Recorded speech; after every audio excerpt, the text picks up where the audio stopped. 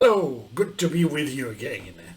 You may remember that in the last session we ended up with the idea that Talcott Parsons had gone all the way to Heidelberg to study Max Weber's approach to the management of bureaucracies. He translated this into English, took it to the US, got hired by Harvard Business School, and from there Max Weber's ideas were irradiated to the rest of the world. The problem was that Max Weber had studied the Prussian army. And of course we are not the Prussian army. If this is the the Weberian bureaucracy, and you have people that occupy positions by their skills, and they are organized by a supervisor, who manages the process of the work that has to be done. And it's all very regular and it's all very impersonal. And this is what doesn't really fit the Brazilian mind. But forget about Brazilians. What happens is that if you consider that everything needs to be done in a particular way, and this came from Taylor, and you have templates for procedures, but also for the way that people dress, because this paradigm of standardization just percolates into everything. So if people have to dress in a particular way, they tend to look the same wherever they are, whether it's Citibank officials in Malaysia or Sao Paulo. You could barely tell them apart.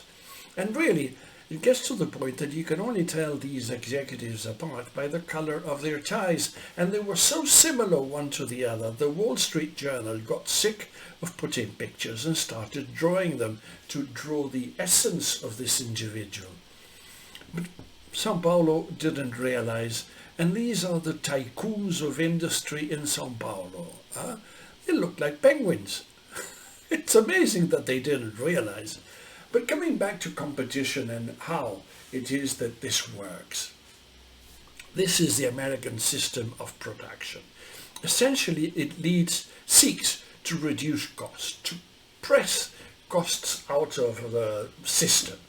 And this requires standardization, as we thought. You see, the burger is so standard across the world that you can actually measure the exchange rate deviation out for the price of a burger, because they're made in the same way across the world. Now, if you need to standardize a burger, you need to standardize the way that people work and make the burgers. And if you standardize people, then they can be replaceable because they know what to do wherever they are. And this leads to a market for people. Then you have these whole headhunters and employment agencies, but this also means that the people can leave. They can go somewhere else to work, sometimes even to another city. And this is why the way the American society works. The idea is that loyalty broke down, and it's becoming obvious into it, because if you have this, what I call this virtuous capitalist cross, and you realize that there is disloyalty in all the elements of it. At the top we have a disloyalty to suppliers. You go for the lower cost. But if you have to find a job somewhere else, then your family stays behind.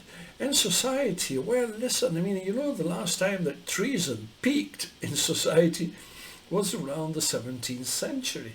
And ever since then, either treason or fraud have been dropping in importance in the published literature, to the point of view that today they will be as important as gluttony is.